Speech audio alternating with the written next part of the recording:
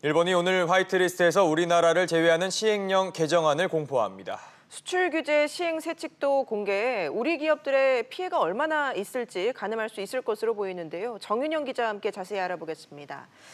정 기자, 지난 금요일에 의결한 내용이 오늘 공포되는 거죠? 네, 일본 정부는 오늘 수출 규제 시행 세칙 포괄 허가 취급 요령 내용을 발표하는데요. 이 1,100여 개의 전략물자 품목 가운데 어떤 품목을 개별 허가로 돌릴지 결정하는 겁니다. 이 개별 허가를 받게 되면 일본 경제산업성이 90일 안에 수출 신청 허가 여부를 결정합니다. 그런데 일본이 심사를 고의로 지연시키거나 제출 서류 보완을 요구하며 우리 기업들을 곤란하게 할 수 있습니다.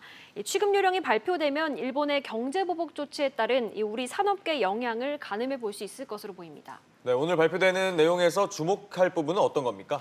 네, 이 화이트리스트에서 제외되면서 우리나라가 일반 포괄 허가를 받을 수는 없지만 이 특별 일반 포괄 허가를 받을 수 있는지 여부입니다. 네. 이 특별 일반 포괄 허가는 일본의 전략물자 수출 기업이 일본 정부의 자율준수 프로그램이 CP 인증을 받아 수출 관리가 제대로 이루어지고 있다고 여겨지면 개별 허가를 면제하고 3년 단위의 포괄 허가를 내주는 제도인데요. 이 CP 인증을 받은 일본 기업과 거래하는 우리 기업들은 이전과 똑같이 3년 단위의 포괄 허가 적용을 받을 수 있습니다.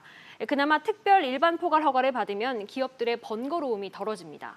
네, 이런 가운데 아베 총리가 이번 사태의 책임을 우리 정부에 떠넘기면서 국제 여론전에 나설 태세라고요? 네, 일본 언론에 따르면 이 아베 총리는 어제 히로시마 원폭투하 희생장 위령식에서 한국이 국제조약을 깨고 있다며 한국 정부는 청구권 협정을 먼저 지키면 좋겠다는 취지의 발언을 한 것으로 전해집니다. 한국 대법원이 일본 기업의 징용 배상 판결을 한 것과 관련해 우리 정부가 대응 조치를 해야 한다는 기존의 주장을 되풀이한 겁니다. 우리나라를 화이트리스트에서 배제한 후 아베 총리가 한일 관계를 언급한 것은 이번이 처음입니다. 네, 한일 관계 악화로 외교부는 일본 여행 경보 발령 조치를 한다면서요? 네, 어제 외교부는 일본 여행 규제 조치 필요성과 관련해서 필요할 경우 안전 공지와 여행 경보 발령 등의 조치를 검토할 것이라고 말했습니다. 네. 이미 외교부는 일본에 방문한 우리나라 여행객들에게 신변 안전에 유의하라는 내용의 안전 문자를 발송하고 있습니다. 네, 지금 가장 마음을 졸이고 있는 건 우리 기업들일 텐데 지금 움직임은 어떻습니까? 네, 일단 이재용 삼성전자 부회장이 어제 충남 온양과 천안 사업장을 잇따라 방문하며 대응 방안을 모색했습니다. 이 온양 사업장은 반도체 후공정 라인이 있는 곳인데요. 반도체 사업의 끝단인 후공정 라인까지 생산 전 과정을 꼼꼼히 챙기겠다는 의지로 해석됩니다. 이 부회장은 앞으로 평택 반도체 생산 라인과 삼성 디스플레이 탕정 사업장 등을 둘러볼 예정입니다.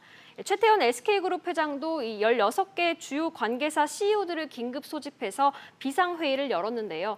최 회장이 직접 회의를 주재하는 것은 이례적인 일인데 그만큼 현 상황을 심각하게 여기고 있다는 것으로 볼 수 있습니다. 네, 알겠습니다. 정 기자 얘기 잘 들었습니다.